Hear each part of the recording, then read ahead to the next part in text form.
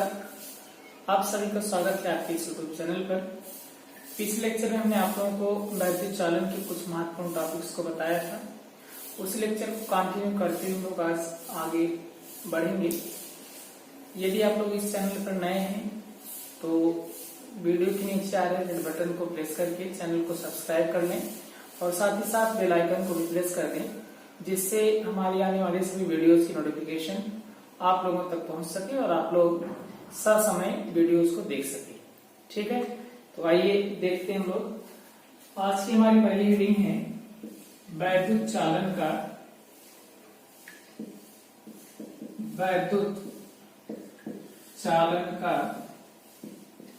मुक्त electron model. वैद्युत चालन का मुक्त इलेक्ट्रॉन मॉडल, ठीक है ना। तो वैद्युत चालन का जो मुक्त इलेक्ट्रॉन मॉडल है उसको हम लोग देखेंगे। सबसे पहले चालक और अर्धचालक हमने लास्ट वीडियो में बताया था। उसको आप लोग अगर मिस कर दिए हैं तो चैनल की प्लेलिस्ट में जाकर के आप लोग उसको पहले समझ लें, उसके बाद ही ये आप लोगों को समझ में आएगा। ठीक है, तो आइए देखते हैं वैद्युत चालन का मुक्त इलेक्ट्रॉन मॉडल क्या है। वैद्युत चालन में हमने बताया था, वैद्युत चालन में भी बताया जा रहा था आपको चालक, अर्धचालक और अर्धचालक। वहां पे बताया गया था कि जो धातुएं होती हैं वो विद्युत की चालक होती हैं। ठीक है, धातुएं अगर विद्युत की चालक हैं तो धातु का कोई एक हम लोग परमाणु कंसीडर यहाँ पे कर लेते हैं। मान लेते हैं ये कोई परमाणु है, ठीक है, और बीच में प्रोटॉन और न्यूट्रॉन्स होते हैं। नाभिक इसको बोलते हैं और इसके बाहर विभिन्न कक्षाएं होती हैं और इन कक्षाओं में इन धातुओं के या कोई भी जो परमाणु है उनके इलेक्ट्रॉन्स होते हैं। ठीक है, तो ये हो गया पहला आपका नाभिक। उसके बाद बाह्य कक्षाओं में इलेक्ट्रॉन्स इसके रहेंगे और इन इलेक्ट्रॉन्स में कुछ खूबियां होती हैं या कुछ विशेषताएं हैं, उनको हम लोग जानेंगे। पहले में आप लोग पता होगा 2 इलेक्ट्रॉन होते हैं, उसके बाद आपके 8 इलेक्ट्रॉन होंगे। 1 2 3 4 5 6 7 8। बाह्य कक्षा में मान लेते हैं 1 या 2 इलेक्ट्रॉन इस प्रकार से है। ठीक है, तो इसका जो रूल है उसको हम लोग जानेंगे। इसमें होता ये है कि आप लोगों ने कक्षा 11 में पढ़ा होगा, यहाँ पे भी हमने आप लोगों को बताया था जो बल होता है वो दूरी के वर्ग के व्युत्क्रमानुपाती होता है। कूलॉम के नियम में भी आप लोगों को बताया गया था। ओके, तो यहाँ से कहने का मतलब ये है जितनी ज्यादा दूरी होगी उतना ही कम बल लगेगा। ये यहाँ पर भी लागू होगा इन परमाणुओं के लिए भी। कहने का मतलब अगर कोई भी कक्षा नाभिक के समीप है, ये कक्षाएं जो है जिनमें इलेक्ट्रॉन्स उपस्थित है, मौजूद हैं, वो कक्षाएं अगर नाभिक के समीप हैं तो उन पर लगने वाला बल ज्यादा होगा और अगर कक्षाएं नाभिक से ज्यादा दूरी पर हैं तो उनके मध्य लगने वाला जो बल होगा, यानी कि नाभिक के द्वारा उस इलेक्ट्रॉन पर जो आकर्षण बल लगेगा वो कम लगता है। ठीक है, तो यहाँ से आप लोग थोड़ा समझिएगा। इसे ये कक्षा है, ये नाभिक के समीप है, दूरी का मान कम है। दूरी का मान कम होने के कारण इस पर बल का मान ज्यादा लगेगा। ठीक है, इन इलेक्ट्रॉन्स पर ज्यादा बल लगेगा और जो बाह्य कक्षा है इसमें दूरी का मान ज्यादा है और दूरी का मान ज्यादा एकदम व्युत्क्रमानुपाती है। इसी का आपको याद रखेंगे तो कोई भी समस्या नहीं होनी है। ओके, तो यहाँ पे जो लगने वाला बल होता है दूरी के वर्ग के व्युत्क्रमानुपाती है। कहने का मतलब जैसे जैसे दूरी का मान बढ़ेगा वैसे वैसे बल का मान कम होता जाएगा। यहाँ पे आप लोग देख रहे हैं ये नजदीक की कक्षा है और नजदीक की कक्षा में जो लगने वाला बल है दूरी कम होने के कारण ज्यादा बल लगेगा और ये जो बाह्य कक्षा है इसमें दूरी ज्यादा होने के कारण बल का मान कम लगता है। ओके, तो यहाँ पे हम लोग देखते हैं कि जो बाह्य कक्षा होती है उस पर बल का मान कम लग रहा है और अगर किसी भी इलेक्ट्रॉन पर नाभिक का आकर्षण बल अगर कम रहेगा तो हम लोग क्या कर सकते हैं, इस परमाणु को रगड़ करके, ठीक है, रगड़ कर या गर्म करके या बाहर से इसको ऊर्जा दे करके ये जो बाह्य कक्षा के इलेक्ट्रॉन हैं इनको आसानी से निकाला जा सकता है। कैसे निकाल सकते हैं, कोई भी धातु का परमाणु है ये, और इस परमाणु में हम लोग देख रहे हैं वायु कक्षा जो है वो नाभिक से ज्यादा दूरी पर है। नाभिक से दूरी ज्यादा होने के कारण क्या होगा बच्चों, नाभिक से दूरी ज्यादा होने के कारण बल का मान कम लगेगा, और अगर किसी भी इलेक्ट्रॉन पर आकर्षण बल का मान कम है, कहने का मतलब इस इलेक्ट्रॉन को हम लोग आसानी से निकाल सकते हैं।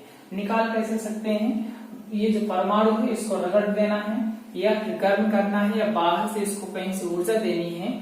इस तरीके से करने से जो इलेक्ट्रॉन रहेंगे वो निकल करके धातु की सतह पर आ जाएंगे, ठीक है ना। मतलब किसी भी धातु के परमाणु को गर्म करने पर उसकी बाह्य कक्षा में उपस्थित इलेक्ट्रॉन क्या होता है, वायु कक्षा से निकल करके उस धातु की सतह पर यानी कि पृष्ठ पर आ जाते हैं, और ये इलेक्ट्रॉन मुक्त हो करके, जैसे मान लेते हैं कोई धातु की सतह है, ठीक है, ये इलेक्ट्रॉन है जो कि इसके वायु कक्षा से निकल करके आया है, ये मुक्त हो करके इधर उधर जिधर भी मन करता है अनियमित गति करते रहते हैं, ठीक है। ये रैंडम मोशन इस तरीके से किसी भी दिशा में गति करते रहते हैं। इस प्रकार के इलेक्ट्रॉन को हम लोग क्या कहते हैं, मुक्त इलेक्ट्रॉन कहते हैं। क्या कहते हैं बच्चों, मुक्त इलेक्ट्रॉन कहते हैं। और इन्हीं मुक्त इलेक्ट्रॉनों के कारण ही धातुओं में विद्युत चालन संभव होता है। इसलिए इन्हीं मुक्त इलेक्ट्रॉनों को ही क्या कहते हैं, चालक इलेक्ट्रॉन कहते हैं या चालन इलेक्ट्रॉन कहते हैं। बात समझ आ रही है, चालक इलेक्ट्रॉन कहते हैं। एक बार फिर से समझ लेते हैं, ये क्लियर करना जरूरी है।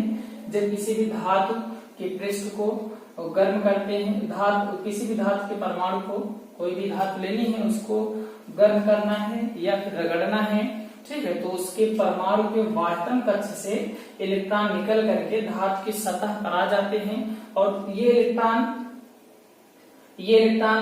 धातु के अंतिम कक्षा से निकल करके आते हैं, किसी भी धातु के परमाणु की अंतिम कक्षा से बाहर निकल करके आते हैं। इसलिए अनियमित रूप से जिधर भी मन करता है वो गति करने लगते हैं। इस प्रकार के इलेक्ट्रॉनों को मुक्त इलेक्ट्रॉन कहते हैं। और चूंकि हम लोग जानते हैं अगर कहीं पर भी इलेक्ट्रॉन गति करता है तो उसी की विपरीत दिशा में धारा का प्रवाह होने लगता है, इसलिए मुक्त इलेक्ट्रॉनों की गति करने से ही धारा का प्रवाह संभव हो जाता है।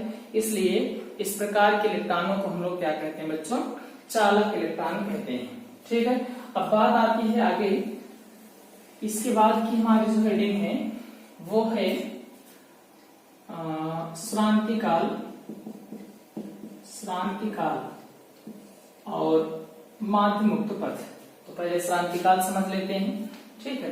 श्रांति काल क्या है बच्चों, किन्हीं भी दो क्रमागत टक्करों के बीच, अब जैसे मान लेते हैं यहाँ पे एक इलेक्ट्रॉन है, अब एक से अधिक मुक्त इलेक्ट्रॉन भी हो सकते हैं।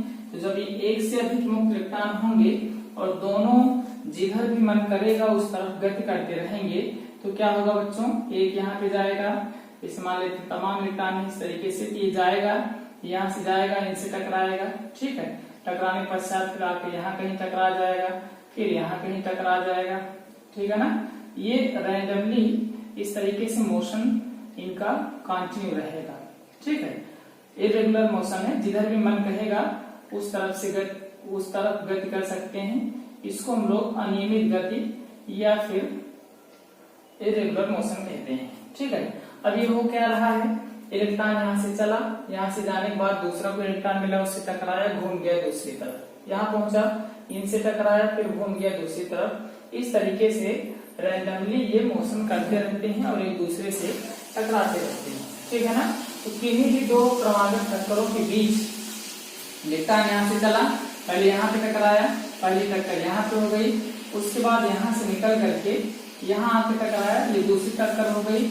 इन दोनों टक्करों के बीच जितना समय लगेगा उसी समय अंतराल को हम लोग क्या कहते हैं, श्रांति काल कहते हैं, ठीक है ना। कहने का मतलब ये है कि भी दो क्रमागत टक्करों के बीच लगे समय को श्रांति काल कहते हैं और इसको टाउ से रिप्रेजेंट करते हैं, ओके। इसको टाउ से प्रदर्शित किया जाता है। बात आप लोग समझ रहे हैं, किन्हीं भी दो क्रमागत टक्करों के बीच लगे समय अंतराल को श्रांति काल कहते हैं। और टक्कर किस प्रकार से होंगे बच्चों, जो टक्कर होता है इलेक्ट्रॉनों का, वो इलेक्ट्रॉन फ्री रहते हैं, जो भी मुक्त इलेक्ट्रॉन या चालक इलेक्ट्रॉन है वो लगातार गति करते रहते हैं और गति करते समय एक दूसरे से जब टकराएंगे, सभी इलेक्ट्रॉन, सभी मुक्त इलेक्ट्रॉन अनियमित रूप से गति कर रहे हैं, इसलिए जाहिर सी बात है एक दूसरे से टकराएंगे ही टकराएंगे। ओके, तो जब ये टकराएंगे तो एक दूसरे से जब टकराएंगे तो एक टक्कर से दूसरी टक्कर होने में जितना समय लगेगा उसी समय अंतराल को हम लोग क्या कहते हैं, श्रांति काल कहते हैं। इसके बाद हमारी नेक्स्ट हेडिंग आती है माध्य मुक्त पथ। ठीक है, माध्य मुक्त पथ। माध्य मुक्त पथ क्या है बच्चों, इसमें इन्हीं दो क्रमागत टक्करों के बीच हमने अभी आपको बताया इलेक्ट्रॉन्स मूव कर रहे हैं, अगर एक दूसरे से टकराएंगे और टकराने में ये इस तरीके से टकराएंगे और टकराने के पश्चात इधर उधर इस तरीके से इनका मूवमेंट जारी रहता है।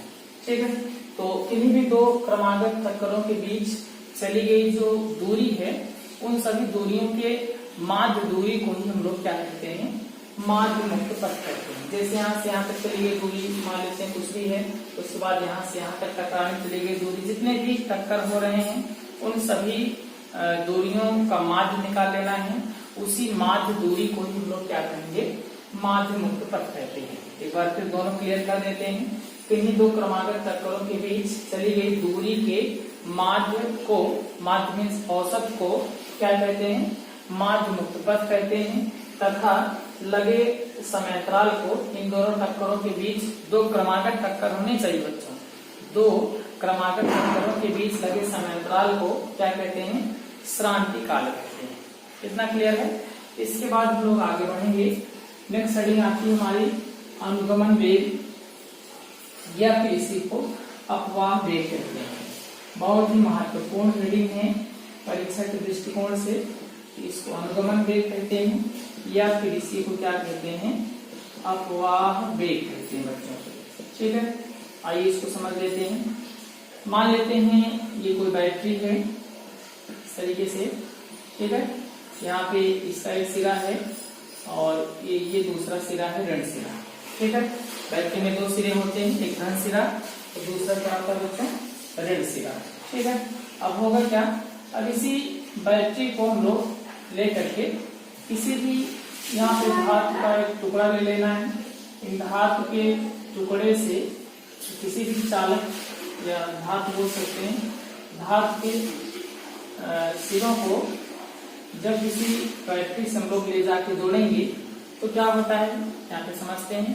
जब किसी भी धातु के या चालक के सिरों को बैटरी से जोड़ा जाता है तो ये जो बैटरी होती है, अभी चालक है तो इसमें जाहिर सी बात है चालक क्या होते हैं, जिसमें फ्री इलेक्ट्रॉन यानी कि मुक्त इलेक्ट्रॉन उपस्थित होते हैं, वही चालक कहलाते हैं। ये चालक है बच्चों, ये बैटरी है, बैटरी है और ये क्या है, चालक है। कोई भी चालक हो सकता है। ठीक है, चालक तार भी हो सकता है।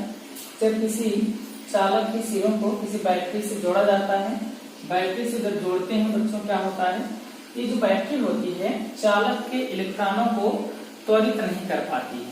ठीक है, त्वरित न करने का मतलब ये है, वो भी उसमें चालक में जो भी इलेक्ट्रॉन्स उपस्थित होते हैं उन इलेक्ट्रॉन्स को ये जो बैटरी होती है बहुत ज्यादा उसके वेग में परिवर्तन नहीं कर पाती है। ठीक है, अगर उसके वेग में परिवर्तन नहीं कर पाएगी अधिक मात्रा में तो हम लोग कहते हैं कि ज्यादा त्वरित नहीं कर पा रही है। ओके, यहाँ पे होता क्या है, जब भी किसी चालक के सिरों को यहाँ बैटरी से जोड़ रहे हैं तो जो भी चालक के मुक्त इलेक्ट्रॉन्स हैं उनको ये बैटरी त्वरित नहीं कर पाती है, बल्कि उच्च विभव वाले सिरे की ओर एक अति सूक्ष्म वेग 10⁻⁴ मीटर प्रति सेकेंड ही दे पाती है। ठीक है ना, इस नियत सूक्ष्म वेग को ही क्या कहते हैं बच्चों, अनुगमन वेग कहते हैं। वंस मोर एक बार फिर हम लोग देखते हैं। जब किसी चालक के सिरों को बैटरी से जोड़ा जाता है तो बैटरी इन चालक के मुक्त इलेक्ट्रॉनों को त्वरित नहीं कर पाती है, बल्कि उच्च विभव वाले सिरे की ओर एक नियत सूक्ष्म वेग 10⁻⁴ मीटर प्रति सेकेंड ही दे पाती है। इस नियत सूक्ष्म वेग को ही हम लोग क्या कहते हैं, अनुगमन वेग कहते हैं और इसे vd से रिप्रेजेंट करते हैं और vd का मतलब है drift velocity. Okay, drift velocity means होता है अनुगमन वेग। इतना आप लोग क्लियर हुआ होगा। कोई भी अगर समस्या आपको होती है तो वीडियो को बैक करके या फिर से देख सकते हैं, ये आप लोगों के पास है। ठीक है, नेक्स्ट स्टडी हमारी आती है अनुगमन वेग। आप लोग जरूर याद रखेंगे, बहुत महत्वपूर्ण स्टडी है। इसके बाद आपका आता है अनुगमन वेग, अनुगमन वेग तथा वैद्युत धारा में संबंध। अनुगमन वेग तथा वैद्युत धारा में संबंध, ठीक है ना। ये भी परीक्षा के दृष्टिकोण से बहुत ही महत्वपूर्ण है, इसलिए इसको ध्यान से समझिएगा। अनुगमन वेग तथा वैद्युत धारा में संबंध हेडिंग है, तो यहां से मान लेते हैं, माना किसी भी चालक के एकांक आयतन में ऐसे ही बोल देते हैं, ज्यादा लिखना पड़ेगा हिंदी। मान लेते हैं किसी भी चालक के एकांक आयतन से प्रति सेकंड गुजरने वाले इलेक्ट्रॉनों की जो संख्या है वो स्मॉल n है। प्रति सेकंड एकांक आयतन से प्रति सेकंड गुजरने वाले इलेक्ट्रॉनों की संख्या स्मॉल n, इलेक्ट्रॉन का अनुगमन वेग vd और जो भी चालक है उसके अनुप्रस्थ परिच्छेद का क्षेत्रफल a है और उस चालक की लंबाई कितने बच्चों l है और उसमें प्रवाहित होने वाली धारा कितना है I है और साथ ही साथ उसके इलेक्ट्रॉन का जो आवेश है वो स्मॉल e है। एक बार फिर से रिपीट कर देते हैं, माना किसी चालक के प्रति एकांक आयतन से प्रति सेकंड गुजरने वाले इलेक्ट्रॉनों की संख्या n, इलेक्ट्रॉन का अनुगमन वेग vd तथा चालक के अनुप्रस्थ परिच्छेद का क्षेत्रफल a और चालक की लंबाई l और इलेक्ट्रॉन का वैद्युत धारा I, उसमें प्रवाहित वैद्युत धारा I तथा इलेक्ट्रॉन का आवेश कितना बच्चों E है। ठीक है, यहाँ पे हमने लिखा सिंस चालक के प्रति एकांक आयतन से प्रति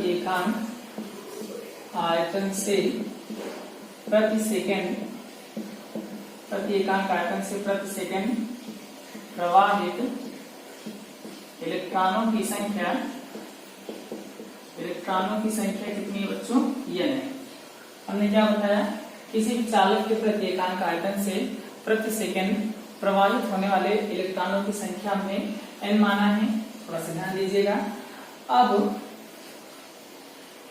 हम लोग जानते हैं क्षेत्रफल कितना होता है, क्षेत्रफल यहाँ पे a दिया गया है। जो वेग होता है बच्चों, वेग का मतलब होता है एकांक समय में चली गई दूरी। ठीक है, एकांक समय में चली गई दूरी को ही हम लोग क्या कहते हैं, वेग कहते हैं।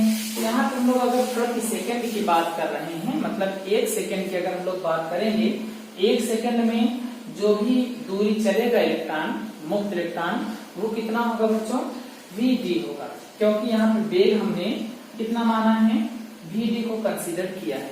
जो vd है वो आपका वेग है और वेग का मतलब होता है एकांक समय में चली गई दूरी। कहने का मतलब एक सेकंड में चली गई जो दूरी है वो vd है, vg है दूरी और a है क्षेत्रफल, और क्षेत्रफल में अगर दूरी से गुणा कर दिया जाता है तो क्या आता है बच्चों, आयतन आता है। कहने का मतलब ये है चालक के एकांक समय में या प्रति सेकंड जो चालक रहेगा उसका आयतन कितना बनेगा बच्चों, a इंटू vd बनेगा। तो यहाँ पर वही लिखना है। उसके बाद हम लोग लिखेंगे एकांक आयतन में मुक्त इलेक्ट्रॉनों की संख्या n है, इसलिए चालक के a इंटू vd आयतन से प्रति सेकंड प्रवाहित इलेक्ट्रॉनों की संख्या जो बनेगी n into a into vd हो जाएगा। इतना समझ रहे हैं। जैसे एकांक आयतन में मुक्त इलेक्ट्रॉनों की संख्या कितनी थी बच्चों, n थी, और एकांक सेकंड के लिए यानी प्रति सेकंड के लिए जो आयतन बनेगा वो a इंटू वी डी बनेगा। कैसे बनेगा हमने आपको बताया। 1 सेकंड में चली गई दूरी वी डी है और ये क्षेत्रफल है, क्षेत्रफल गुणे दूरी को आयतन कहते हैं। इसलिए यहाँ से आपका बन जाएगा a इंटू वी डी आयतन से प्रति सेकंड प्रवाहित इलेक्ट्रॉनों की जो संख्या है वो आपकी कितनी है बच्चों, n a v d। ठीक है, दिस इंप्लाइज दैट चालक के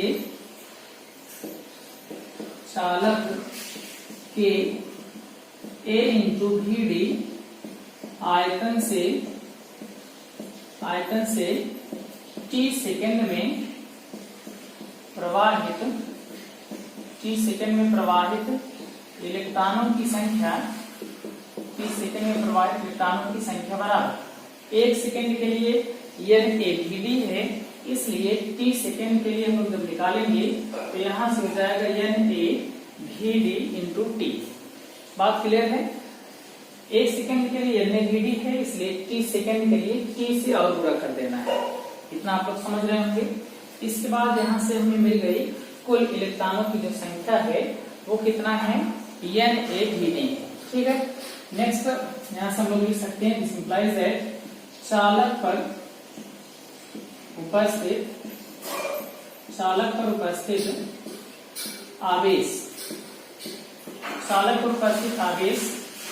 Q बराबर होता है n e।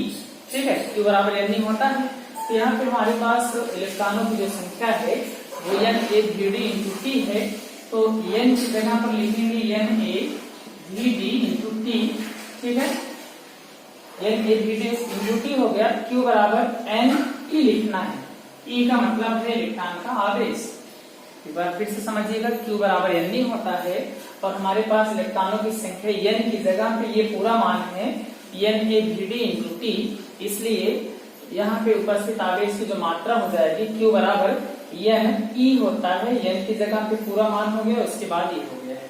ठीक है, अब यहाँ पे जानते हैं I बराबर होता है Q अपान T से। ठीक है, दिस इंप्लाइज दैट यहाँ से हमें क्या मिल जाएगा, I बराबर Q की वैल्यू हम लोग यहाँ पे पुट अप करेंगे कि हो जाएगा n a p d t और इंटू e अपान में t लिख देना है। t and t will be cancel, t से t कट गया। यहाँ से क्या मिल जाएगा, I is equals to n a v d into e। कहने का मतलब n e a और v d। ओके, ये आपका वैद्युत धारा और अनुगमन वेग में संबंध है। ठीक है ना बच्चों, इतना आप लोग पढ़ेंगे। इसमें अगर कोई भी समस्या होती है आप लोग कमेंट करके जरूर बताया करें। अगर कोई भी चीज समझ में नहीं आती है तो आप लोग फिर से इस वीडियो को रिवर्स करके देख सकते हैं। ठीक है ना, कोई भी समस्या के लिए आप लोग कमेंट जरूर किया करें और इस वीडियो को अपने मित्रों और सहपाठियों के साथ शेयर करें, जिससे इस वीडियो को बनाने का उद्देश्य पूरा हो सके और साथ ही साथ अधिक से अधिक विद्यार्थी इस वीडियो के माध्यम से पढ़ सकें और सभी अपने ज्ञान का वर्धन भी कर सकें। ठीक है ना, एक वीडियो को बनाने में बहुत सारी मेहनत लगती है, इसलिए आप सभी लोग इस वीडियो को ज्यादा से ज्यादा शेयर करेंगे और साथ ही साथ अपने मित्रों सहपाठियों से चैनल को सब्सक्राइब भी करने को बोलेंगे। वीडियो को पूरा देखने के लिए बहुत बहुत धन्यवाद।